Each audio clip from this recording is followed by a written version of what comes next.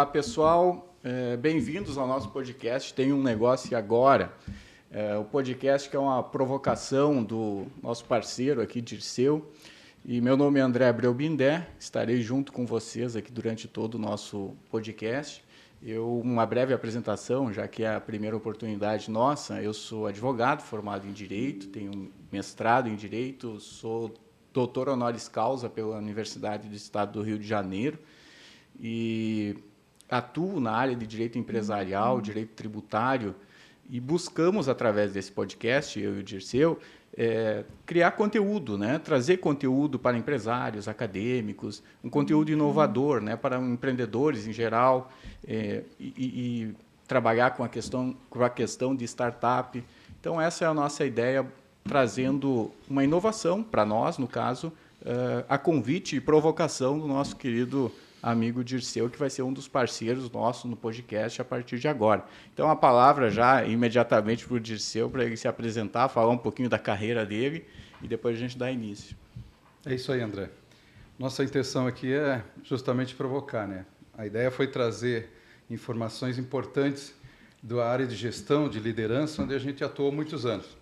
Então, o bate-papo todo que a gente trabalhou antes do nosso podcast foi justamente criar um ambiente de negócio, um ambiente descontraído e que a gente pudesse realmente transmitir e compartilhar conhecimentos que a gente tem, experiência que todos têm para poder trocar. E a ideia foi justamente fazer uma transmissão que pudesse ser dinâmica e, ao mesmo tempo, que as pessoas pudessem rever quando quisessem, né?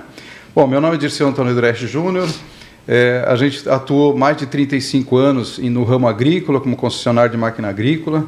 Nós temos uma empresa ainda com 72 anos, com 3 gerações e algumas coisas para contar. Então, com essa experiência que a gente tem do dia a dia e mais a formação que a gente teve no trabalho e a parte acadêmica, eu sou formado em administração, trabalhei muito na área de RH, muito na área de treinamento, aulas, tive aula de pós-graduação e tudo mais, onde a gente pôde trocar ideias com jovens, né? E hoje a gente atua como mentor de startups e jovens empresários. Essa é a nossa pegada aí para o nosso podcast aí. Tem um negócio e agora o que vamos fazer? É isso aí, galera. Essa é a provocação inicial. E para iniciar, então, esse nosso momento de podcast, né, dizem que quando a gente começa, a gente tem que começar bem em ombros de gigantes, né? Então a gente enxerga mais longe. Então a gente tem 2 convidados aqui que são valorosos, né, conhecidos, amigos nossos, que são primeiro o Diego Garbosa e o Eduardo Mafra, né, famoso aqui Dudu Mafra. E eu vou apresentar eles rapidamente, né, para depois a gente passa a palavra para vocês. Vou começar pelo Diego. O Diego é graduado em Comunicação Social, Publicidade e Propaganda, pós-graduado em Gestão de Pessoas, pós-graduado em Gestão Estratégica de Negócios, trainee em Programação Neurolinguística, hipnólogo, constelador sistêmico, familiar e organizacional e consultor do Sebrae. Diego, apresenta agora você alguma coisa além do que eu não coloquei no teu currículo aí, fica à vontade. Primeiramente, é um prazer estar aqui junto com vocês nesse podcast e é uma alegria falar sobre negócios com pessoas tão experientes. Primeiramente, nunca pensei em chegar nesse momento da minha vida com esse currículo, foram coisas que foram acontecendo. Mas hoje, especialmente, eu atuo como treinador em desenvolvimento humano na área de direcionamento de pessoas e empresas. Então, eu mesclo um pouquinho de tudo isso, dessa experiência que eu tive, da prática do dia a dia, da teoria, e ajudo pessoas e empresas a organizarem, se posicionarem e assumirem uma postura mais resolutiva frente à vida e aos seus negócios. De maneira prática, é isso, mas no decorrer aí eu vou poder estar explicando um pouquinho mais como é que eu contribuo com esse conhecimento. E o Dudu, né, Eduardo Mafra, ele é integrante de uma família tradicional aqui de Balneário Camboriú, né? Aliás, para quem não vai assistir, o podcast está sendo gravado em Balneário Camboriú, né? Vamos dar um senso de localização aí para quem está assistindo. O podcast é gravado em Balneário Camboriú e a família do Dudu é uma das tradicionais, acabei de falar, e da farmácia mais antiga e ainda em atividade de Balneário Camboriú, né? Então ele tem um histórico muito vinculado com a cidade. E atualmente ele é superintendente do FUNSERVIR, que é o Fundo de Assistência à Saúde do Servidor Público de Balneário Camboriú. Não sei se atualmente, porque eu acho que recentemente já teve algumas alterações aí no dia de hoje, né? Não sei se esse currículo está bem atualizado, mas ele também é corretor de imóveis, consultor de vendas no ramo automotivo, né? Foi suplente de vereador no município de Balneário e assumiu o cargo, inclusive, em 2022. E o Dudu tem uma frase que eu achei bem interessante, que ele colocou em falas diversas vezes, né, que não adianta ser um bom gestor se não tiver uma grande equipe. Então, eu achei bem interessante para o nosso negócio, né, que a gente está começando. Então, estamos começando com uma grande equipe. Já estamos até uniformizados, inclusive, né, todo de camisa azul. A palavra, Dudu, para acrescentar algo a mais. Bom, primeiramente, é um prazer estar aqui no primeiro programa de vocês, primeiro podcast, e ainda mais discutir de negócios, né? Temos uma mente empreendedora, às vezes muitos desafios, uns bons, outros ruins, mas o importante é sempre nós enfrentarmos esses desafios, né? Eu prefiro me arrepender do que eu fiz do que eu não fiz. Prefiro arriscar. Esse sou eu. Né? Então, para quem ainda não me conhece, eu sou Dudu Mafra, sou suplente de vereador aqui em Balneário Camboriú. Estou como superintendente do plano de saúde, né, do FUNSERVIR. Ainda estou. Então tá valendo, ainda o currículo está atualizado. É que tem uns bastidores aí. Nós brincamos que é a Rádio Corredor, né? A Rádio Corredor, ela fala bastante, mas... Corre boa. Oficialmente estou como superintendente do FUNSERVIR. Sou natural de Balneário Camboriú e, como o Bindé falou, nós temos a farmácia mais antiga em exercício dessa cidade. Bem, Dirceu, vamos provocar o pessoal então, né? O tema de hoje é falar sobre justamente desafio de empresas familiares, né? O desafio de empresas familiares e a sucessão dos negócios. Então, a nossa provocação aqui, eu passo a palavra para o Dirceu, fazer uma provocação inicial e a gente começar a debater esse tema. Eu acho que um dos temas que a gente escolheu para começar o nosso podcast foi a dificuldade das empresas familiares, né, em ter a sucessão e de gerir a empresa familiar. Né? Então, nós temos uma dificuldade muito grande de passar de primeira para segunda, para terceira, para quarta geração, e a gente trouxe uma informação que dá a base para que a gente tenha essa preocupação. A gente pegou uma pesquisa agora da Fundação Dom Cabral, que foi feita agora no mês de maio, com 1.150 empresas empresas de médio porte, familiares, tá?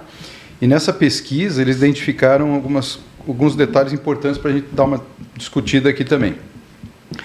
Para vocês terem uma ideia, 71% das empresas médias brasileiras, todas são do controle familiar.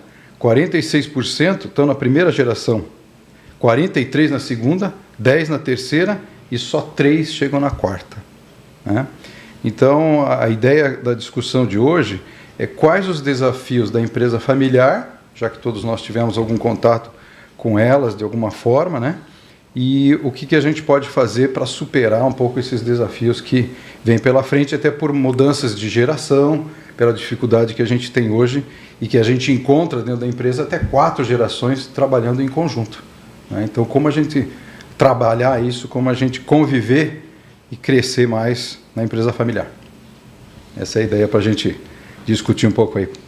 Começa, Diego, é contigo aí. Assim, de maneira geral, o grande problema começa na comunicação. A comunicação de se ter clareza para onde o negócio está indo, né? Muitas vezes até porque tem vários interesses envolvidos, né? O interesse do pai não pode, às vezes não é o mesmo do filho, né? Principalmente conflito de gerações. E quando a gente fala comunicação, não é só aquilo que é falado, né? É aquilo que também não é percebido. A comunicação de ter clareza para qual é a visão do negócio. A clareza, começamos muito pelo básico, pelos valores da empresa. A comunicação interna do gestor em dizer o que ele espera dos sucessores e de como esse negócio seja conduzido, porque muitas vezes existe uma falta de respeito à história do negócio. Então, até pela visão sistêmica e da parte da constelação familiar, que eu atuo bastante nas empresas, tem muitas empresas que quebram de uma geração para outra em função do desrespeito do sucessor em relação ao fundador. E às vezes a gente restaura empresas trazendo uma dinâmica em que o sucessor precisa de uma postura humilde e respeitosa, se colocar após o fundador, respeitando tudo aquilo que foi. Porque como existe confronto de gerações, existe confronto de informações e de recurso. Naquele momento que aquele vô fundou aquela empresa, existia um tipo de conhecimento, um tipo de tecnologia, e existia um mindset para que pudesse se gerenciar aquele negócio. Agora, hoje vem o neto, uma terceira geração, que quer fazer tudo diferente. O neto está errado? Não, não está. Mas é preciso que isso seja comunicado de uma maneira muito respeitosa e precisa que isso seja feita uma transição. E quando isso não é respeitado, por isso que eu falei que o primeiro ponto, do meu ponto de vista, é comunicação. Quando essa comunicação não é respeitada através da postura, o negócio começa a ter problemas. Ruído de comunicação, briga, divergência, que é o que mais acontece em empresa familiar, né? É divergência. Não sei se concorda. Sim. Durante o período, por exemplo, que eu e meu irmão estavam assumindo os negócios, um dos primeiros pontos, né, que é um pilar da capacitação dos que vão entrar para a sucessão de uma geração, é você justamente ter a experiência externa. O que falta muitas vezes nesse neto que está ali é não ter tido uma vivência externa e poder compreender esses valores e cultura de uma outra empresa, para respeitar a deles, né? Então nós tivemos, por exemplo, como objetivo na época, eu e meu irmão trabalhar em 3, 4 empresas fora do negócio, de ramos totalmente diferentes do nosso, né? E a intenção foi 3 pilares do meu pai. Meu pai era advogado, mas tinha uma visão espetacular. Ele dizia assim, vocês vão trabalhar fora por 3 motivos. Eu fazia administração, meu irmão fazia economia. Primeiro motivo, bater cartão, aprender, chegar no horário. Disciplina, rotina. Segundo, ganhar pouco. Não é porque você é dono que você acha que vai ganhar quanto quer. E terceiro, ter um chefe bem filha da mãe para entender o que é chefe e o que é ordem, né? Enfim, esses 3 fatores fizeram com que a gente tivesse um aprendizado muito interessante no início da carreira. E que hoje a maioria traz já para a empresa muito cedo, e ele acha que ele ainda é considerado filho do dono e deve ser respeitado como tal, e não criar o respeito próprio pelos méritos dele. Só pegando esse gancho, como uma empresa é um sistema, cada um tem um lugar dentro da empresa. E o que acaba confundindo muito empresas familiares? Aqui dentro da empresa eu sou o quê? É que nem a gente jogar bola em família, jogar futebol. Sim. Eu não posso driblar com o meu pai porque ele é o meu pai. Não posso fazer um gol no meu... Sim. Não, ali é um jogo. Então nós estamos submissos às regras daquele jogo que nós estamos jogando. Existe a relação minha e do meu pai dentro do jogo? Existe, ela é anterior ao jogo que estamos jogando. Mas dentro do jogo, cada um desempenha uma função. Exato. E geralmente, quando pega a segunda, terceira geração, quem entra depois mistura isso e acaba querendo se comportar como se tivesse direito de filho desempenhando uma função. Ou seja, quer receber por algo que ainda não fez. Ali ele está como um colaborador, um cargo e função. E então ele ainda não vale aquilo que ele quer receber. Então ele precisa, então o que seu papai fez foi uma maestria muito grande para desenvolver. Existe uma moeda de troca na empresa. O quanto você entrega para poder ser retribuído por aquilo. E aí quando chega um filho ou um neto querendo receber mais do que um funcionário antigo, já gera inclusive uma desordem, um desequilíbrio. E isso é percebido na empresa como um todo. É que muitas vezes também o ambiente familiar e empresarial se confundem, né? Então fica difícil daí, principalmente da nova geração, de identificar e estabelecer limites, né? Entre, mas eu sou o filho do dono, entendeu? Por que eu vou me sujeitar a isso, né? Por isso que eu falei que o primeiro princípio que eu acredito que é a maior dificuldade é a comunicação, porque como consultor de Sebrae eu gerenciei alguns projetos familiares.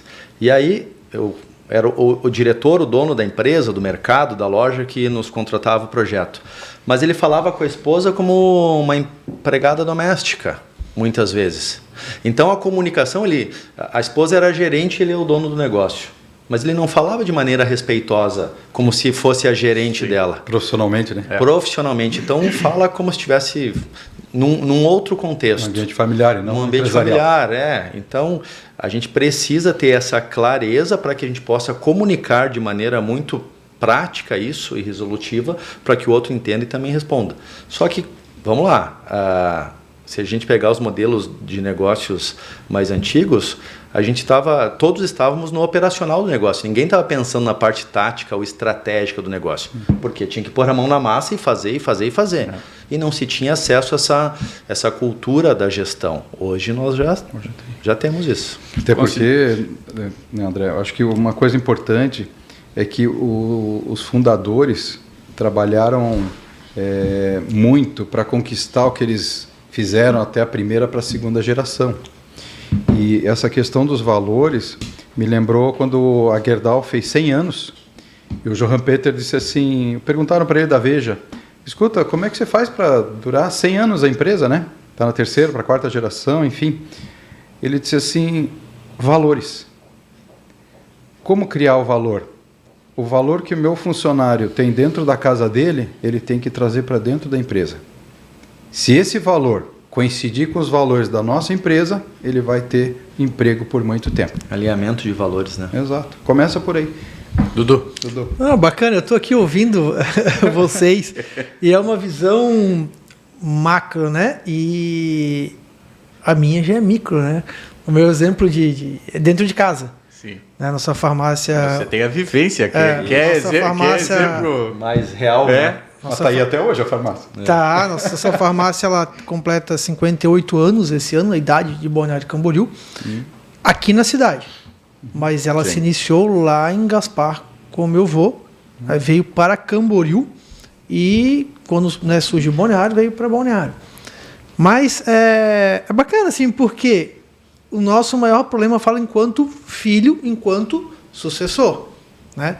A nossa maior barreira foi o pai. É a nossa maior barreira. Né? O jeito de ser empresário, ele correu com os dois filhos, vamos dizer. Sim. Nós tentamos. Eu tentei trabalhar por um tempo, meu irmão tentou trabalhar por um tempo. E nós acabamos ambos saindo e trabalhando fora em outras farmácias. Aí eu fui para a representação na época e o meu irmão já partiu para outra farmácia. Mas por ele ser mais conservador, não ouvir, vamos dizer assim, os filhos a tentar mudar, a tentar fazer algo moderno. Uma das coisas que me marcou muito na vida foi quando nós fizemos vestibular junto, eu e o pai, quando eu tinha 18 anos ali, e passamos juntos. E na época o pai estava no 17º vestibular dele, tentando para a segunda faculdade. Ele já era formado em enfermagem e queria passar para a farmácia. Nós passamos e ele, os dois, não daria para os dois sair da farmácia. Já trabalho desde os 9 anos dentro da farmácia. E aí eu falei, não, pai, vai que a minha vida é longa, tu já vai embora. Então nós conseguimos trabalhar ali no período da faculdade dele. Quando ele retornou à farmácia, já ficou inviável. E aí eu fui para a representação. Sim, daí você buscou... Então hoje, questão de sucessão, nós sabemos que uma hora isso vai chegar. Ou para mim ou para o meu irmão. Sim. Mas quando ele não quiser mais, quando ele falar assim, não quero mais. Sim. Então... É que a fundação, quem criou o negócio, a gente passou por isso por conta das 3 gerações. O Dirceu não quis falar, né? Ele não falou muito da história dele, né? Eu que sei um pouco, vou agora provocar ele. Mas ele no Paraná, a família dele também é empresa.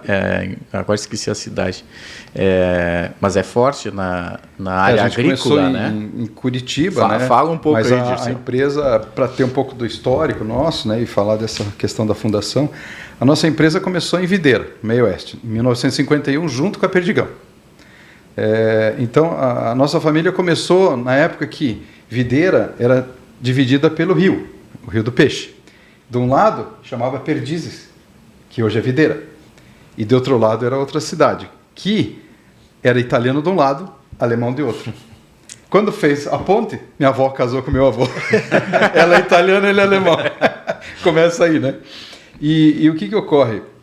Em cima disso, se tinham muitas ideias. As pessoas tinham ideias e traziam, principalmente de origem alemã, traziam sua característica de profissão. O nome do sobrenome nosso, alemão, ele sempre é a profissão. Né? Que nem Schumacher é sapateiro, o nosso Dreschmaschine é trilhadeira.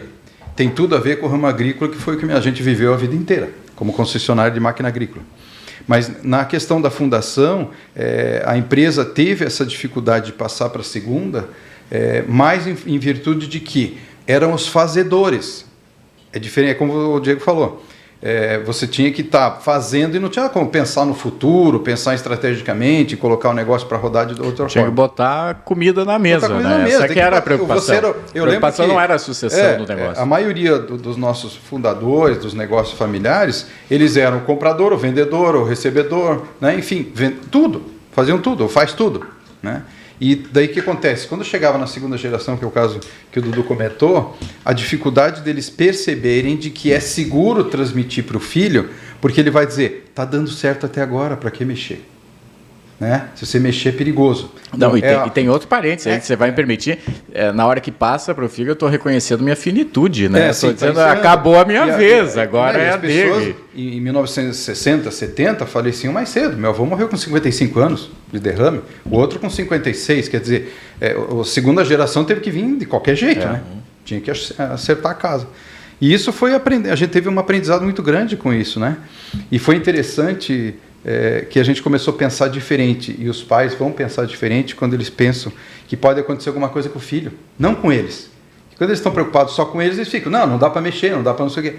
Mas, no meu caso, eu com 35 anos de idade, tive 4 pontos de safena. Podia ter morrido. Então, o que aconteceu a partir desse fato? Nós preparamos a empresa para se faltar. E aí começou a profissionalização, meu pai ainda estava na empresa, enfim. Então, tudo isso começou a entender que você tem que ter o planejamento. O planejamento, visão de futuro. E isso fez com que a gente se preocupasse, por exemplo, os nossos negócios foram divididos por família. A concessionária tinha várias regiões. Foi feita uma região do meu irmão, uma região para mim. Por quê? Eu tinha medo de ter um infarto e morrer. Ainda bem que sobreviveu, porque senão a gente não ia conseguir gravar o podcast. Né? Pois é. O homem está aí para contar essa história, né? Enfim, isso fez com que mudasse o quê? O pensamento. Mas não precisa acontecer nada para que mude. Tanto que uma das áreas que eu atuo justamente de consultoria e mentoria é justamente preparar as pessoas o seguinte. Cara, você não é eterno. Pensa um pouquinho, você está aí hoje para ensinar. E o negócio, ele é maior do que as pessoas, né? Muito maior. Sim. O propósito de existência. Sim, a empresa continua, a gente tem finitude, a gente morre e acabou, a empresa continua. Mas o CNPJ não morre. Mas é muito o que o André falou, né? A finitude, né? E muitas pessoas estão tão identificadas com o cargo que deixar o cargo é não ter mais propósito na vida. E é o que nós estávamos falando nos bastidores exatamente. Ali. Uhum. Quantos empresários, Dirceu, a gente atende aí que não tem um hobby, não se permite um momento de lazer, e não é por falta de dinheiro, com certeza. Exato. Tem tantos clientes aí milionários que são viciados no trabalho, mas por trás desse vício de agenda lotada, existe também uma culpa de não estar ali, uma insegurança de passar o bastão para outra pessoa, ou a falta, inclusive, de ter vínculos, de ter amizade, de ter hobbies, de fazer outras coisas. E hoje já é possível. Antigamente não tinha como sair do lado do maquinário, não tinha como deixar... Da concessionária, da loja? Não tinha. Até porque não tinha sistema de gestão financeira, de gerenciamento, de controle. Sim. Mas hoje com a internet, manual. Tudo manual. Então, o caderninho lá na folha de papel de jornal, né, anotava tudo, ou a caderneta, mas só que hoje tem. Então Ô, Diego, mas eu acredito que até essa linha conservadora, eles devem sofrer com isso, né? Muito. Porque eles devem querer passar a sucessão, mas acabam não conseguindo por ser... Existe muito medo. Linha de dependência, essa linha conservadora e dependente do negócio, né? Existe um medo, aquela história, deu certo até agora. Mas por que deu certo até agora? Porque existiam alguns recursos disponíveis, de tecnologia, de informação. Só que agora, as decisões tomadas agora, elas têm que estarem direcionadas para o que vai acontecer no futuro. e não por problema que está acontecendo agora. E nós estávamos falando de publicidade antes, né? Quando me formei em publicidade e propaganda, 2003, era a época do folder, do jornal, da revista. Hoje não existe mais isso. Hoje é mídia digital. Então, eu não posso ser um publicitário baseado em 20 anos atrás e querer gerenciar a minha própria empresa, meu próprio negócio, pensando nas estratégias de 2003. Então, hoje eu contrato alguém para fazer minha mídia. Já não dá mais para fazer sozinho. Não dá para fazer mais sozinho. Não, hoje é de semestre em semestre, ou menos tempo ainda se muda, né? Você me fez lembrar, Diego, que... Aliás, tem aquela regra que agora esqueci, até deveria ter pesquisado, que a inteligência artificial, né? Que a cada um ano e meio, né? A cada 18 meses, dobra a capacidade de dados. Agora parece que está 9 meses. É isso que eu ia dizer. Sim. Agora a capacidade baixou para 9 e tem a perspectiva de cair para 3. Então você imagina com a inteligência artificial, produção de dados, né? A inteligência vai dominar. Uma das coisas que passou na empresa e que foi importante, e que aqui na pesquisa da Fundação Dom Cabral eles alertaram, é que justamente tudo isso não aconteceu bem porque não teve planejamento estratégico, né? E nem o plano sucessório formalizado. É o que você falou no começo, né? As pessoas não sabem onde é que elas vão jogar, que posição elas estão jogando, o que eu espero de você. Porque lá na empresa você não é meu filho, lá você é o diretor da área tal. E é cobrado como diretor. Odisseu, e tem também, a gente tem a mistura, né? Tanto na questão que já foi falado aqui do cargo, quanto na questão financeira. Sim. Né? Tu misturar o dinheiro da empresa com os bolsos, né? Com o teu dinheiro. É isso mesmo, misturar isso aí também atrapalha muito. Isso é a receita do sucesso por fracasso. Misturar. Chega final de semana, tira dinheiro da PJ para pagar o jantar. Funciona. É uma beleza. É uma beleza para dar errado. Mas esse é o problema. A gente vê muito isso.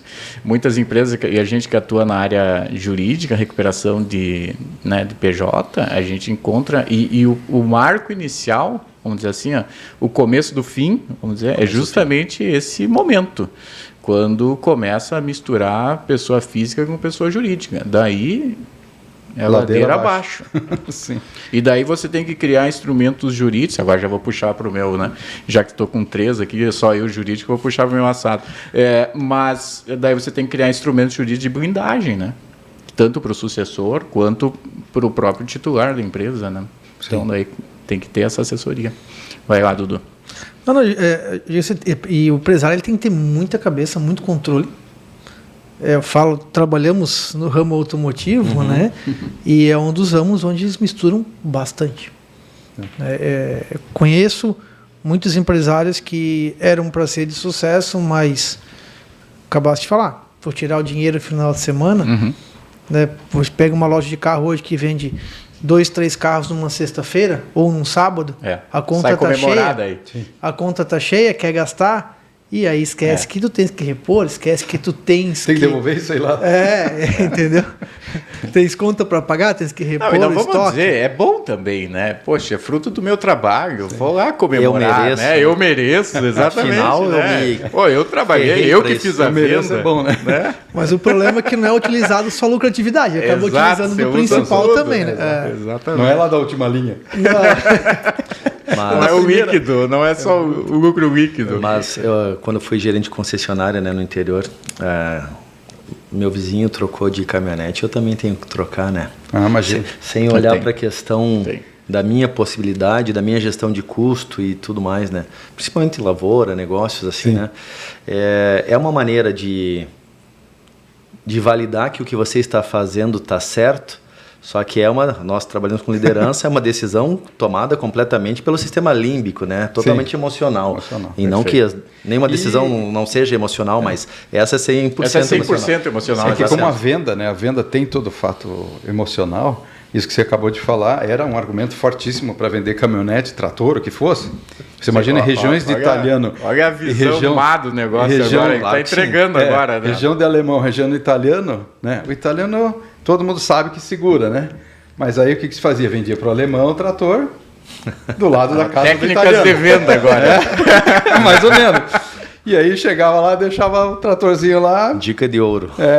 E o vizinho, daí passava o vendedor no vizinho, aí, ó, tá vendo a maquininha do cara lá? Novinha, ó. Ah, mas isso aí tem que financiar e tal, mas não, você tem crédito também que nem ele. Até mais que Até ele. mais. Aí chegava a bola dele, né? Aí, como você pegava o italiano ele tem aquele pegão seguinte, ele é pão duro. Mas se você cutuca o cara, ele diz, não, ele comprou um trator de 75, você vê, eu vou comprar um de 100 só para mostrar que o meu é melhor. O italiano E aí não vai. fica para trás. Então a gente brincava que às vezes o cara comprava um trator tão grande que ele não fazia a volta na cerca, porque era pequeno o terreno, né?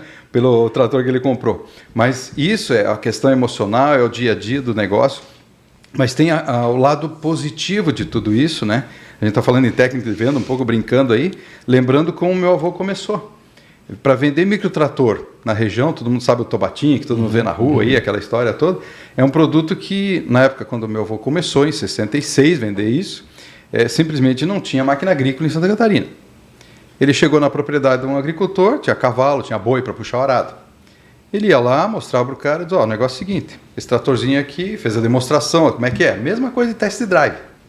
Botava o trator para todo mundo experimentar, o cara experimentava e dizia, ó, quais são as vantagens desse negocinho aqui? Não precisa comer, não precisa veterinário, não morre, né? E quando você deixa ele ali final de semana, você não precisa tratar ele, você pode sair de casa. O cara adorava, né? Começava a mexer com o trator. Nessa mesma linha, a gente começou a trabalhar com eletrodoméstico. Meu avô foi um dos primeiros a vender a geladeira Prosdóximo, que era do Paraná. Olha só que legal, cara. No interior de Santa Catarina, porque ele vendia o quê? Bateria, não tinha energia elétrica. Olha só, Ele vendia empreendedor bateria. nato, né? Olha só, tinha primário, né? Botava a bateria para poder ligar rádio, ligar essas coisas em casa. Aí quando começou a vender a geladeira, ele pegava uma F100, ia para Curitiba, carregava 4 geladeiras. Voltava para o interior, enquanto o cara estava trabalhando na roça, ele ia na casa. Batia lá, a dona da casa, a esposa do agricultor, tudo bem, senhor Lindo? Era meu avô. Tudo em ordem, eu trouxe uma novidade para a senhora. Onde é que está colocada as comidas, as coisas? Tá na banha, né? Tá para conservar, tinha que defumar, tinha que fazer e tal. Não. Eu trouxe aqui um negócio que vai resolver teu problema. A bateria ele já botava do ladinho, colocava a geladeira, e agora a senhora pega a comida e bota dentro da geladeira. Ainda bem que não tinha código de defesa do consumidor para venda casado aí, né? Aí colocava lá, no dia seguinte ele ia embora. No dia seguinte aparecia o dono da casa. Ô, senhor Lindo, que negócio é esse? Me levar uma geladeira lá, nem tenho condição de pagar e tal. Não, tudo bem, o senhor quer devolver, a gente aceita. Quem disse que minha esposa vai deixar você levar embora? Só acertava a condição de pagamento. Então, é por isso que aquilo que você falou também no início, respeitar o fundador. Como é que ele montou a empresa? Qual é a cultura do negócio? Não caiu do céu, assim como caiu pro herdeiro, né? Exato. Então, assim, às vezes o neto chega lá, não, vamos mudar isso aqui.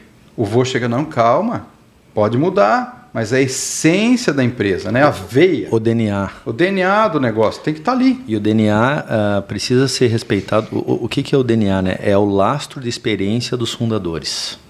Esse DNA não pode ser interrompido nunca. Muitas empresas quebram quando isso é desrespeitado. E o que é como um filho.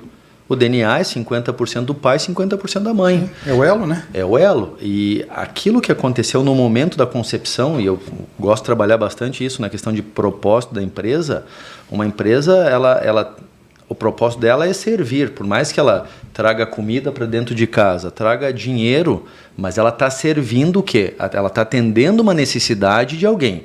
Então, um negócio, ele não existe se ele não atender uma necessidade de alguém. Hoje chamam muito de dor, né? Exatamente. A dor do cliente. O que é dor? A gente vende um remédio para o nosso cliente, independente se é vender carro, se é vender remédio, se é vender consultoria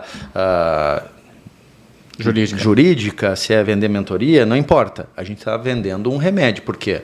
Porque alguém tem uma dor e essa dor é uma necessidade que vai ajudar aquela pessoa a evoluir com aquilo. Uma geladeira naquela época era uma venda consultiva, as pessoas nem sabiam que precisavam de uma geladeira. Um tratorzinho, nem sabiam. Então, isso eu acho que é a raiz mais forte do empreendedorismo, é enxergar as dores que criar a oportunidade, né? Criar a oportunidade. Exato. Não tinha tudo, tinha muito campo, né? Mas tinha que saber vender. E olha só que loucura agora. Tu faz mentoria em startup. O que é uma startup? se não é pensar em atendimento de dores que ainda não foram percebidas, soluções tecnológicas para atender dor. Sim. Teu vô, a semente está olhando para você agora, veja com muito carinho a semente do teu vô em você. Para hoje estar fazendo mentoria em startup. Sim. Alguém lá atrás começou isso, para hoje você poder transbordar esse serviço. Sabe que eu dei aula na universidade um bom tempo em pós-graduação. E os alunos eram sempre 15, 20 em pós, assim, era turma pequena, né? E dava aula, e saía de Rio do Sul, ia dar aula até meia-noite, quase ficava em Blumenau, voltava, de manhã cedo estava trabalhando. Aí uma das coisas que meus alunos falavam muito, assim, né, Dirceu, pô, mas como é que você faz isso? Vai para cá e para lá, vem dar aula e tal? Eu digo, a gente se propõe a fazer. Mas dentro disso que você acabou de dizer, eles dizem assim, sabe por que a gente vem na tua aula? Porque teu olho brilha quando você fala. Propósito. Porque aquilo é original, aquilo é teu, é autêntico. Você não leu no livro e está aqui tentando transmitir para nós. Você vivenciou aquilo. Então, eles ficavam agarrados na aula, o que o Dirceu vai contar hoje? Né? Então, acho que é isso que a gente está fazendo aqui hoje, é a mesma forma. Né? O podcast vem trazer isso também. Né? Compartilhar esse conhecimento, essa experiência, que para nós custou nosso suor e lágrima, vamos dizer assim, mas precisa ser compartilhado. Nós temos muitos jovens que ainda não sabem o caminho a seguir. E a formação, eu como professor universitário, agora falar um pouquinho disso, que o MEC não nos escute, mas o problema da formação universitária é justamente isso, porque hoje a universidade avalia perante o teu desempenho, por exemplo, no caso do direito, exame de ordem. E o exame de ordem é uma prova estritamente técnica. Então, você não tem na graduação uma vivência, você não vai ter... É difícil você encontrar um curso de direito que você traga a vivência, a experiência prática do negócio. O que você tem é cursos de direito, e temos vários no Brasil. O Brasil é o país que tem mais curso, somando todos os outros países do mundo. Curso de direito. Então, a gente tem um mercado aqui que forma, eu digo que é decoradores de direito, né? Eles só decoram a legislação, como se a legislação ela muda. Na minha área de direito tributário, teve uma estimativa lá que no Brasil, em torno de, acho que é 800 ou a 1.000 leis tributárias por dia. Loucura, né? Criando município, estado, união, medida provisória, né? Daí todos os muitas tipos. Não utilizadas, né? A maioria. Então, imagina que conhecimento jurídico você vai ter decorando lei. Você não vai ter conhecimento jurídico nenhum. Agora, vivência prática, né? Você aprender com a ciência do direito mesmo, né? O processo, não digo processo, mas eu digo processo, o devido processo, né? Como que ele deve ser primeiro, né? Os princípios do direito. Então, isso daí é a verdadeira experiência do direito. E isso a gente não tem na graduação, a gente não traz esse conhecimento. E você está falando da pós, né? Então, esse é um vazio que existe na educação no Brasil. Fica um vácuo ali no meio. Fica um vácuo. Mas isso se estende além do direito, né, Bindé? Não, sim, eu tô puxando para a minha área, né? Mas... Quando a gente fala em negócio, eu também fui professor de pós-graduação. Qual é o curso, qual é a faculdade, aqui sendo bem genérico, que ensina você a ter um negócio? Na administração, não nos ensina a ser administrador. Eu falo no direito, a gente não tem aula de gestão de escritório. Que o formado em direito, no mínimo, vai fazer uma OAB, vai abrir um escritório, nem que seja online. Né? Hoje tem a possibilidade. Né? Qual curso que ensina você a abrir um escritório ou um... Não tem. Tanto que tem gente... Uma farmácia lá. Eu ia falar isso agora. Farmácia... Já que a gente falou em dor de cliente, vamos para a farmácia agora. Eles saem para assumir um laboratório, mas agora uma farmácia, não. Exato. Farmácia tu vai aprender na vivência do dia a dia ali, realmente. Ele sai com a teoria, só que quem não faz o estágio dentro de uma farmácia sai totalmente despreparado para um balcão. Exatamente. Por exemplo, público, atender público é outro problema. Esse dia eu fiz uma mentoria para um rapaz que queria abrir uma academia. Ele tinha passado o vestibular, passado para a educação física, ele ia cursar a educação física para ter uma academia. Mas o sonho dele é ser dono da academia. Por que ele vai fazer uma graduação? Então... Se ele já tem a academia que ele queria, né? Ele comprou o negócio. Exatamente. Então ele não tem gestão. Então tu quer ser o dono, tu quer ser o melhor personal. E muitas vezes a gente não tem essa clareza. Tem muitos jovens aí, não sei que negócio abrir, o que fazer. Sim. É preciso enxergar... Vamos lá, eu acho que o melhor negócio que qualquer um pode abrir é sempre fundamentado a partir da experiência de vida que cada um somou. Então, o que eu faço hoje é somado. Quando fui gerente comercial, fui servente de pedreiro, fui empacotador, fui gerente de mercado, daí fiz isso, fui assessor político. Então, o somatório de todas essas experiências, cursos, vivências e principalmente erros é que me possibilita falar do que eu falo. Ou seja, que eu atendo uma necessidade dos meus clientes transbordando aquilo que o Diego é. Exato. É aquilo que falasse do brilho dos olhos, autenticidade. Existe uma singularidade em cada um, que eu jamais vou ter a experiência que o Dudu teve, jamais vou ter a experiência que o Bindé teve e jamais vou ter a experiência que o Dirceu teve. Por quê? Porque é a tua experiência de vida. É aquilo que a gente falou, por isso que uma equipe é o mais importante. Juntar tudo isso Voltamos para a frase do Dudu lá. Não adianta ser um bom gestor se não tiver uma grande equipe. É aí que está a diversidade de pessoas na empresa, que é super importante. E que às vezes o fundador, alguém está enxergando só que ele tem o conhecimento. Hoje não é mais assim, né? E quando o primeiro está passando para a segunda geração é o mais difícil. Que vivenciou toda a dificuldade para abrir e agora está com medo de passar o bastão. Né? Mas a gente, até dentro do trabalho que a gente faz, ou de consultoria ou de mentoria, a ideia é mostrar justamente o que a gente aprendeu nessas fases. Às vezes uma palestra, um bate-papo que tenham pessoas que nem o teu pai, por exemplo, alguém que tem uma certa resistência, escutar alguém falar de como passou por isso. Né? O que sentiu, como foi ser filho do dono e passar de uma geração para outra. Né? Então esses aprendizados eu acho que são importantes. E aí vem várias instituições que hoje fazem esse trabalho, como você comentou, do Sebrae, enfim. E os centros de inovação hoje fazem um trabalho bonito também, que vai estar justamente dentro das universidades participando, e justamente a mentoria e a startup precisa de apoio. Quantas vezes você vai fazer uma mentoria para startup que ele teve uma grande ideia, tem lá a sua equipe, mas não deu tempo, ele é tão novo que ele ainda não deu tempo de aprender nem fazer gestão. Tanto que vem muita gente ser sócio de startup, gente que entende de negócio, para que faça com que ele realmente cresça. Né? Para operacionalizar o negócio. Exato. Muito bem. Bom. E nesse cenário, e daí? Como saímos, então? Essa acho que é outra pergunta também que a gente tem. A gente construiu aqui um cenário de horror, né? De desastre, né? E aí... Falamos de tudo. Né? Falamos de tudo, né? E daí? E agora vamos fazer o quê, né? Geramos dor, né? Exatamente. E daí? Tem muita gente que assistindo esse podcast que vai dizer assim... Não, eu já estou imaginando o pessoal em lágrimas. E assim, agora, né? O pessoal vai dizer assim, bom, e aí, esses caras vão dar a receita do bolo?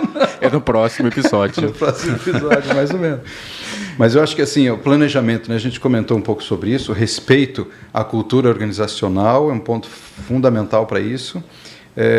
O primeiro eu acho que é a consciência, né? Você ter consciência de que você não, como diz no Rio Grande do Sul, você não vai ficar para semente, né?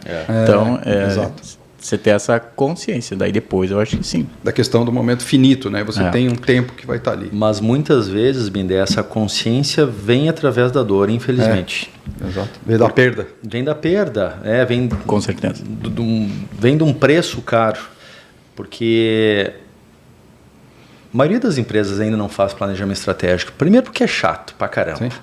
Primeiro mesmo tendo ferramentas. Mesmo tendo ferramenta. Primeiro porque assim, pensar sobre o negócio é mais doloroso do que operacional. Do que executar ele. Sim. Pôr no papel. Pôr no papel. Pensar no papel é difícil, é muito difícil. Então, quando chega no estágio de pensar no papel, é que muitas vezes eu vou tomando consciência da finitude dessa linha temporal e que eu vou precisar de alguém, porque senão o negócio vai morrer mesmo. Sim. Então, muitas vezes essa consciência vem a partir do pensar no papel, infelizmente. E aí se precisa tomar decisões para que, se com o tempo ainda devido, se delegue o que precisa delegar. Mas a grande habilidade a ser desenvolvida nesse processo é confiança. É achar uma maneira em que alguém passe o bastão e alguém receba dessa maneira respeitosa. Eu digo, precisa muita disponibilidade para receber um bastão. Exato. Disponibilidade para escutar os anseios, às vezes é validar a história, ter aquele reconhecimento para que o outro possa, enfim, suspirar e dizer, tá, então agora, mesmo que não esteja pronto, mas, né? Valorização. Valorização. Eu acho que é um dos... Foi falado, né? Falamos tanta coisa aqui, mas eu acredito que a valorização, tu valorizar, reconhecer, né? Quem está ali, que também quer buscar o teu melhor. Dentro da empresa, a gente cuidar para não ter, não podar nenhum grande sucesso. Às vezes tem empresa há quantos anos, sabe quantos passaram, quantos talentos passaram por lá. Sim. Aí às vezes tu não, um patrão, um gestor mata um talento. É verdade. Então saber ter esse olhar. Uma das coisas que eu aprendi nessa minha longa vida aí é a questão de respeitar o tempo de cada um. Eu sou acelerado. Então, somos dois. Para mim, antigamente, só conseguia trabalhar com quem tinha o meu mesmo ritmo de trabalho. E quem não era, para mim, já... Você, enquanto gestor líder. Perfeito. Uma das perguntas... Não. Vamos lá. Agora é autoanálise aqui. Vamos lá. Não. Eu sempre fui assim. Entendeu? E, então, assim, cara, tem que estar acelerado. Quando o gestor, mesma coisa. Tem que estar acelerado. Eu tenho uma situação... Eu quero te perguntar o seguinte, te interrompendo. E na área pública? Como é que você faz o negócio aí? Então vamos lá. Tem uma situação... Tu empurra ou tu puxa? Quebra as engrenagens. Tem uma situação quando eu estava numa concessionária que nós tínhamos um lavador, eu estava suprindo as férias de uma gestora e eu tinha um lavador que eu olhava ele lavar o carro, aquilo me dava uma agonia, tipo 3 horas para lavar um carro. Um dia eu fui lá... O legítimo corpo mole. Um dia eu fui lá... Exato. Um dia eu fui lá, tirei a minha camisa e lavei um carro em 5 minutos para ele.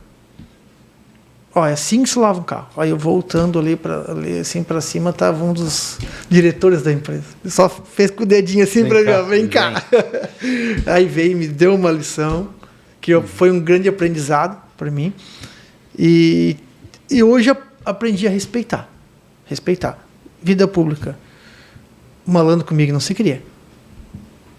Comigo não se cria. Nós, lá na prefeitura eles brincam que tem um grupo lá chamado Todo Mundo Odeia o Mafra.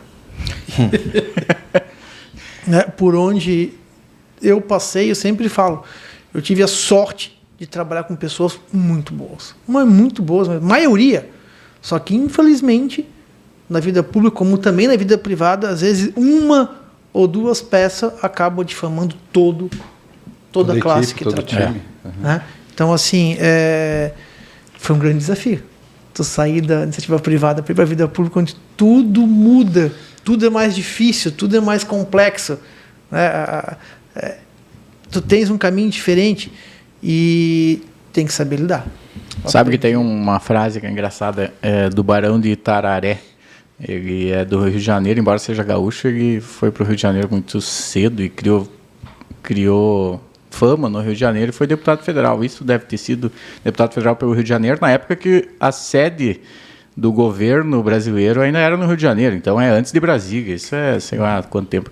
E daí ele na tribuna, na época o Congresso Nacional era no Rio, ele disse na tribuna, no discurso de posse dele, né, que farei na vida pública tudo o que fiz na privada, né? Não sei se ele foi muito, ao pé da letra, muito feliz, né, com a frase. Mas português é complicado, né? Foi infeliz na frase dele. Mas, assim, o que me deixa tranquilo, me dá a certeza de que por onde eu passei, conseguimos realizar um grande trabalho, graças a uma grande equipe. Como eu falei, não adianta estar trabalhando e eu não conseguir vender essa ideia para a nossa equipe. Sim. Tu trabalhar sozinho, não vai dar certo. Até porque senão você tem que carregar o piano sozinho, né? Não tem iniciamos o podcast tu brincando comigo, né? Se o currículo estava atualizado ou não, né?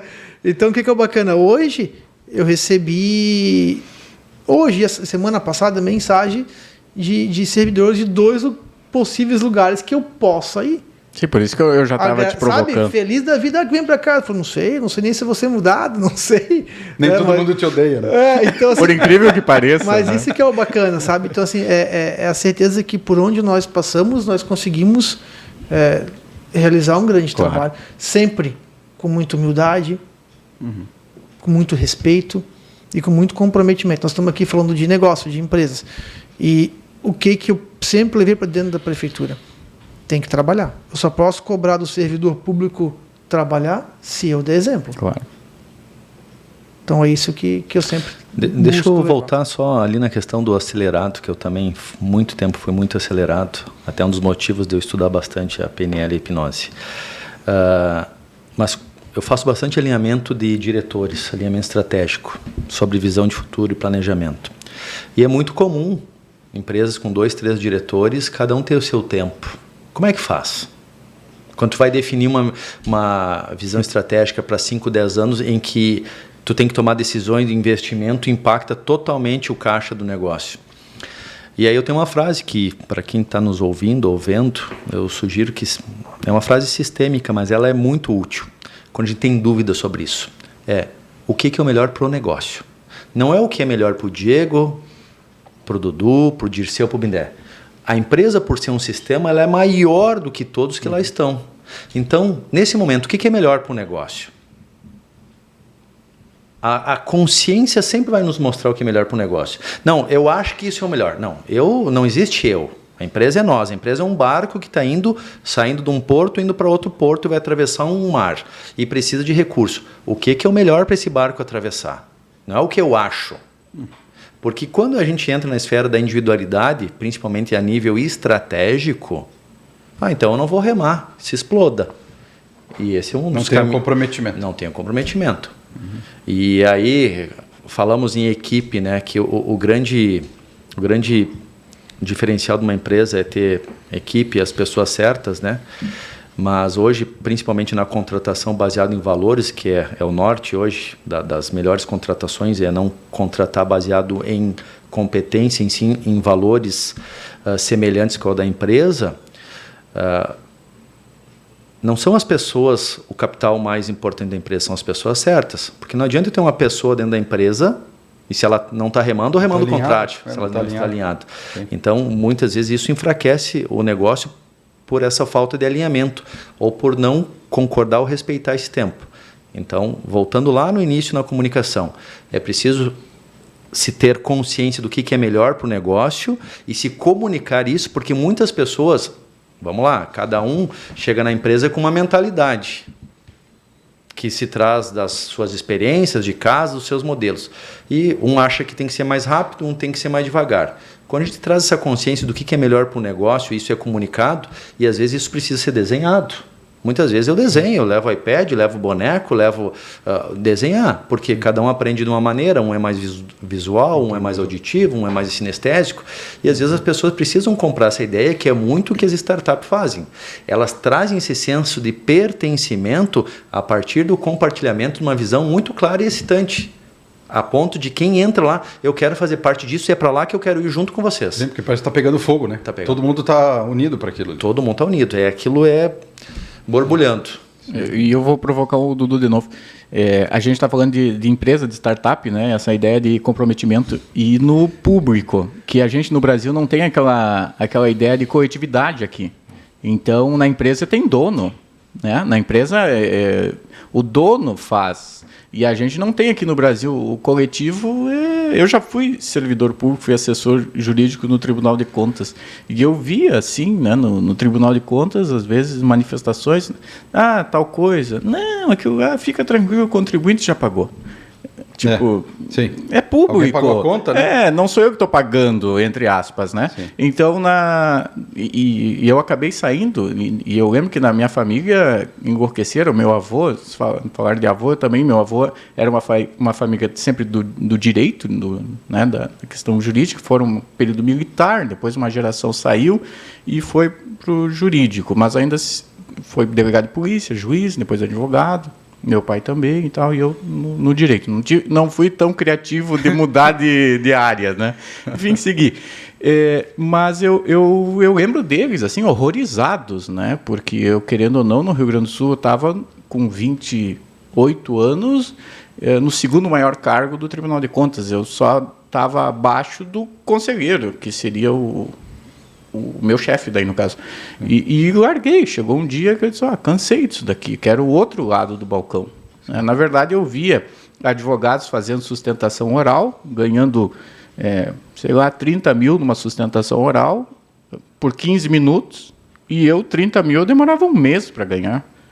Entendeu? E ainda tinha 27,5% do imposto de renda. E o advogado ali tirava 2% de ISS, né? Eu comecei a fazer cálculo e disse, cara, eu estou perdendo dinheiro. Tô no lugar errado. E às vezes eu ouvia o advogado dizer, meu, se fosse para falar isso, eu também falava, porque tu não trouxe nada de... Não acrescentou nada.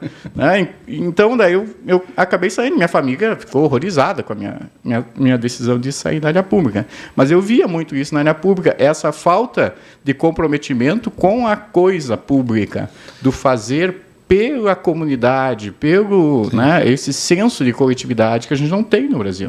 Binder, tem grupos e grupos. Né? Eu te falo, eu tive o privilégio de trabalhar com pessoas muito comprometidas, que querem o bem da cidade, querem o bem daquela secretaria, daquele departamento, onde a coletividade trabalhou muito, muito bacana.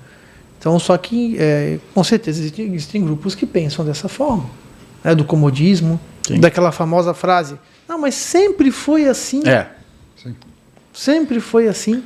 Né? Então, o que eu tentei sempre repassar por onde eu passei, que esquece essa frase e vamos buscar a novidade, vamos buscar o que é novo. Mas uma liderança inspiradora, né, Dirceu, muda toda... O andar da carruagem, porque é o maestro, é o ritmo que se impõe. Eu vou dar um exemplo para vocês. 2018, a gente foi fazer o programa de recuperação fiscal, Regulariza ABC. Sempre foi na prefeitura.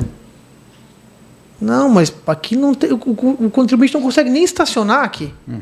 Temos que fazer num lugar maior. Não, mas levar computador para lá, não sei o quê. Não, vai ser melhor. Fizemos na Câmara de Vereadores um grande trabalho. Foi o maior programa de recuperação fiscal da história do município. Equipe contente, feliz, resultado. Um lugar mais amplo, um espaço legal, não tem aquela muvuca, não tem aquele, sabe? Então, assim, sempre existe um pouquinho talvez de rejeição no começo ali, mas tu conseguir vender a ideia do que o novo é bom, a novidade, né? A novidade, não vou falar o novo aqui, senão vão já dizer que o partido novo, né? Já vou levar para o outro lado, né? Que tristeza, né? A novidade é algo bacana que pode mudar sim para melhor. Sabe? Acho que é tranquilo e a pessoa vai com certeza querer mudar. Daí volta porque a gente falou logo no início ali também, quando você começou, quando eu provoquei, né? E daí o que a gente vai... Como que muda? Mentalidade. Mentalidade. Começa sair a mentalidade. Sair da zona de conforto. É que o pessoal não vê que a zona de conforto é muito desconfortável. Outro exemplo, vamos lá. Entendeu? Só que vamos ficar a vida inteira na zona de conforto. Ela é desconfortável. Eu vim aqui e vou falar da prefeitura, né? Um outro exemplo. Quando eu estava como diretor de arrecadação do município, eles viviam reclamando, desde antes de eu assumir, de uma bendita impressora que imprimia o alvará de funcionamento. Quando eu entrei, na primeira semana estragou aquela impressora. Não pode emitir alvará. Eu falei, gente, não pode, porque é um papel específico. Não, vamos mudar. Por que tem que ser um papel específico? Por que o Binder não pode imprimir lá da casa dele? Imprimir o papel que quiser. Por que o Dirceu não pode imprimir lá do comércio? Não, mas é porque sempre foi esse papel. Mudamos. Hoje é uma folha de A4, tu imprime onde tu quiser. Que bacana, não precisamos mais se incomodar com essa impressora. Então, realmente tu conseguir mudar a mentalidade. Tu conseguir passar que a novidade vai trazer benefício e não malefício. O que é o melhor para o negócio. Isso aí. Exatamente. Não é para mim, né? Não é para mim. Mas eu acredito assim que o que a gente está comentando agora aí, o setor público e privado, as suas diferenças e tudo mais, são difíceis de corrigir, porque aquela história... O órgão público ele não tem um dono, coisa que o setor privado tem. Por isso que é difícil muitas vezes o empresário entrar na vida pública e achar que a velocidade de decisão e ação é igual. Vai ser a mesma. E não é, que é o teu caso que você falou que ela é acelerado e coisa. Mas enfim, participar do setor público é importante, porque os valores que você trouxe de família e do teu negócio estão sendo transferidos para aquele negócio, para aquele momento. Se for 50, 100 ou 150 funcionários públicos que tenham contato contigo e possam aprender contigo, já valeu a pena. Valeu a pena passar aquele tempo ali. Né? quando falo nós aprendemos muito com eles também. Acho que é uma troca de informação. Sim. Uma troca de, um aprendizado mútuo ali que acontece. É quando você tem a mente aberta, aí que tá. Você não veio lá para ditar alguma coisa, você veio lá para compartilhar e trocar. Daí funciona, né? Enfim, a coisa vai. Não, esse é o cenário. E o último ponto que a gente colocou, acho que o horário já está caminhando fim, é o conflito de gerações, né? Acho que a gente já acabou abordando ele no decorrer aí da conversa. Mas uma das coisas que a gente falou e que é o sucesso das gerações, os alunos me perguntavam assim, Dirceu, como é que tua empresa lá durou 70 anos, sem conflitos grandes de geração para geração? Eu digo, tem uma técnica bem fácil. Enquanto o sangue do fundador estiver passando em mim, a empresa vai sempre para frente. Perfeito. Quarta, quinta, sexta geração, tanto faz. O que interessa é que esse sangue aqui entende o que o primeiro sangue fez, que é o respeito do fundador que a gente estava comentando. Perfeito. Se ele entendeu, poxa, meu avô fez aquilo com um motivo. Qual é o motivo? Que daí vem na cultura organizacional do cara, né? É o tal do DNA e tudo mais. Mas eu acho que nós estamos falando de sucessão. Primeiro ponto é o respeito. Respeito a por que a empresa foi criada, para que ela foi criada. Se você vai ter 50 segmentos novos, não tem problema. Mas o DNA dela é um só, é a espinha dorsal da firma. A gente brinca, né? Da firma ainda. Exatamente. Enfim. É a estrutura. É a estrutura. Se respeitar aquilo ali, a coisa vai para frente. Se vai mudar as paredes, se vai mudar, se vai pintar. Se é branco, azul, amarelo, tanto mas faz. Mas as vigas ali, o concreto tem que estar ali. Tem que estar ali. É o pilar que segura, né, o edifício ali. Enfim, eu acho que esse respeito é importante, né, do fundador. A capacitação, né? Toda vez que fala em capacitação dos herdeiros, muitos não querem passar pela capacitação e acham que já vão direto para o trono, vamos dizer assim, né? E nós tivemos uma experiência bem interessante que durante o período de gestão do negócio, quando meu pai faleceu, eu tinha 35 anos, 35 para 36, tinha recém feito a cirurgia do coração. Eu e meu irmão tivemos que nos reinventar.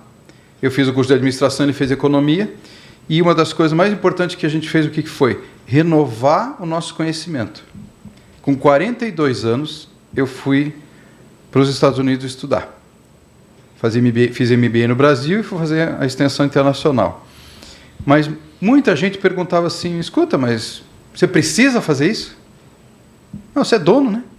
Precisa. Eu digo, não precisa.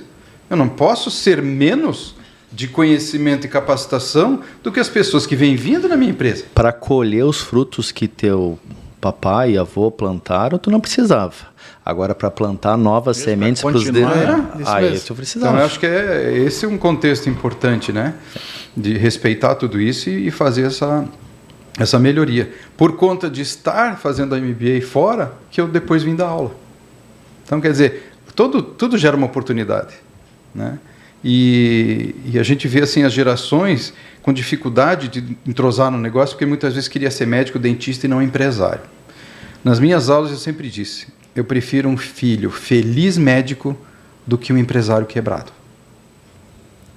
Se for para falar alguma coisa hoje do nosso encontro, o principal é isso. Respeita o tempo, respeita o momento da pessoa, do sucessor, e respeita o perfil dele. A empresa pode viver muito bem sem ele. Para que existe conselho de administração? Né? Então é uma outra área que a gente vai discutir mais para frente, mas eu acho que é um gancho para o próximo contato nosso do podcast, é justamente como isso pode ser feito sem os filhos estarem ali, sem os sucessores estarem ali. E às vezes é muito melhor, né? E eu tive exemplo em casa. Eu tenho um filho advogado e tenho uma menina arquiteta. Não ia ter a quarta geração vendendo trator. E aí como a gente fez para driblar essa mudança sem quebrar o negócio? É um outro tema bacana também. O que eu diria é, o maior propósito de uma empresa, de um negócio, primeiramente é ter lucro. Não tem negócio sem lucro. Agora, o segundo ponto é como fazer isso. E isso se dá através de um atendimento de necessidade com aquilo que eu tenho. Sim. Com o meu recurso, com o meu conhecimento, com a minha habilidade, com aquilo que eu entrego. Muitas empresas se preocupam em fazer caridade, que eu acho um belo trabalho.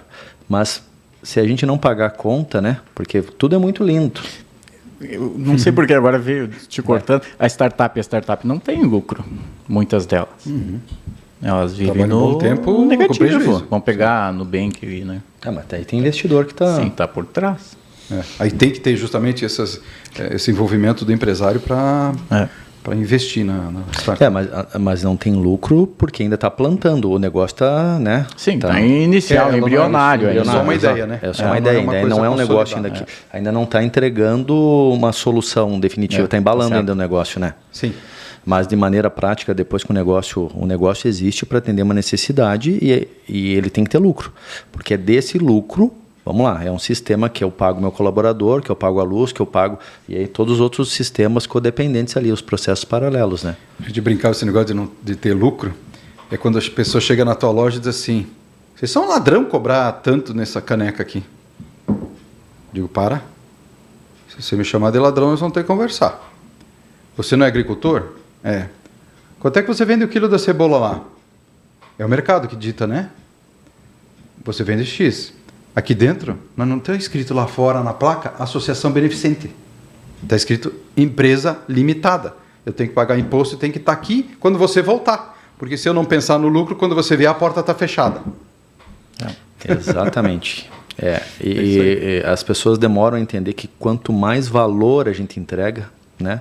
Que essa percepção de valor é como eu entrego o que eu entrego e não só o que eu entrego, né? Porque vocês vendiam um trator, um exemplo. Todas as outras concessionárias também vendiam trator. Mas como vocês vendiam trator e por que faziam atendimento daquela maneira e tratavam bem as pessoas, que aí entram os valores. A percepção do valor está através dessa vivência dos valores que o DNA... A empresa tem do DNA. Por isso que eu vendia já para os netos das pessoas que meu avô vendeu. Perfeito. Tinha algum motivo. Muito bem. Muito bom. Dudu, encerra aí sua participação. Na realidade é agradecer, né, a você, Bindé. Não sei, quer dizer, Dirceu, tu quer falar alguma coisa mais? Pode. É um privilégio estar aqui no primeiro programa, né? E espero que tenha suprido as expectativas. Foi um bate-papo muito bacana. Pude falar um pouquinho da minha experiência dentro da nossa empresa, dentro da prefeitura. E estou à disposição de vocês dois para quando quiserem me chamar. Sempre. Com certeza, vai voltar aí. Obrigado. Já tem o nosso muito uniforme, obrigado pelo convite. Pronto. Obrigado pelo convite. Sim. Diego. Valeu, é uma honra. Considerações finais. Diego. Considerações finais. Então, primeiro um agradecimento especial ao Dirceu e ao Bindé. Parabenizar pela ideia. Estamos carentes de debater esse assunto de negócio de um olhar mais amplo. Falamos da dor, mas falamos de soluções. Eu acho que precisamos olhar mais para o negócio como uma coisa mais normal, necessária e talvez, quiçá um dia teremos nas universidades gestão financeira na prática, inteligência emocional, poder de decisão, como abrir uma empresa, realmente falar do negócio em si. Então, tenho certeza que essa sementinha aí vai vingar. E aí pode contar com a gente aí para vir regar essa sementinha. É um prazer poder transbordar aí um pouquinho do nosso conhecimento. Que bom, ficamos bem felizes, né, André? Sucesso aí para vocês. Eu acho importante esse encontro que a gente está fazendo. O podcast foi criado, além de ter todo esse contexto que a gente falou de compartilhar, a vontade nossa de ser útil.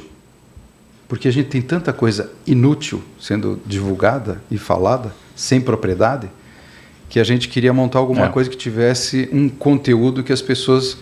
Pô, que legal, gostei daquela ideia, gostei daquele bate-papo lá, me ajudou na minha empresa, me ajudou com meu filho, me ajudou a gestão do meu negócio melhor do que eu estava fazendo até hoje. Esse é o nosso objetivo. O dia a dia das pessoas que tenham sucesso, como outras empresas já tiveram também. Uma coisa legal que eu acho que é bacana, a Bindé, da gente também colocar, existe muito hoje a curadoria, tanto de livro, de filmes, na mentoria a gente usa bastante, né? E hoje, acho que para encerrar assim, esse podcast, eu coloquei uma sugestão de um filme que a maioria já deve ter assistido, mas que vale a pena reprisar, de repente, para quem tem empresa, que é o filme O Senhor Estagiário, com Robert De Niro.